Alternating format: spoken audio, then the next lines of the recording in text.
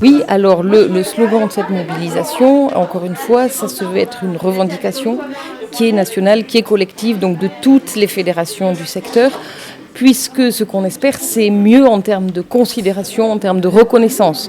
Bien entendu, on n'est pas en train de dire le service devrait être meilleur. Et d'ailleurs, pour l'anecdote, tout à l'heure, je faisais le tour des résidents avec les pancartes qui clament « les vieux méritent mieux ». Et spontanément, un monsieur m'a dit on a déjà tout ce qu'il faut ici. Donc je crois que le mot d'ordre, il a le mérite d'être assez frappant, assez marquant. Ce qu'on revendique par rapport à ça, c'est tout simplement que la politique du grand âge soit pas reléguée dans l'angle mort des politiques. Parce que ça, c'est le cas depuis des années déjà. Ça veut dire une loi grand âge qui nous est promise par chaque nouveau gouvernement, qui n'arrive jamais. Alors, c'est une revendication pour plus de moyens, parce qu'au niveau de nos établissements, la gestion devient très, très, très, très difficile. Et ce qu'on sait, c'est que les déficits se généralisent au niveau du budget de toutes les structures. Donc ça, c'est une revendication. On est dans une période où tout le monde est conscient que la question des moyens, elle est difficile, que c'est plutôt la crise un peu partout.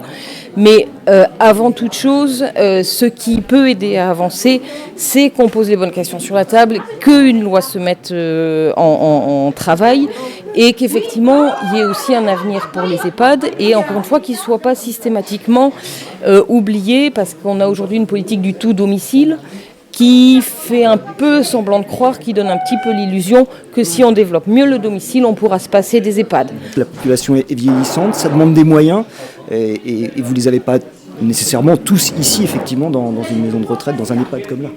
Alors, ça demande de la volonté politique, ça demande de la lisibilité de long terme pour que nous, on puisse organiser nos services, pour qu'on puisse donner des perspectives à tout le monde, pour qu'on puisse faire les investissements qui vont bien. Et ça demande tout simplement du soutien.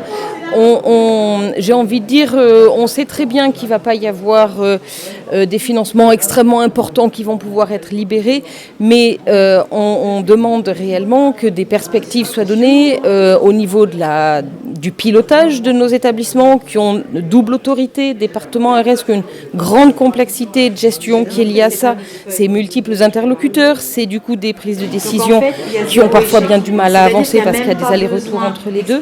Donc, bien sûr, plus de moyens, on le souhaite, mais aussi réformer le système et rendre ces établissements gouvernables. Voilà.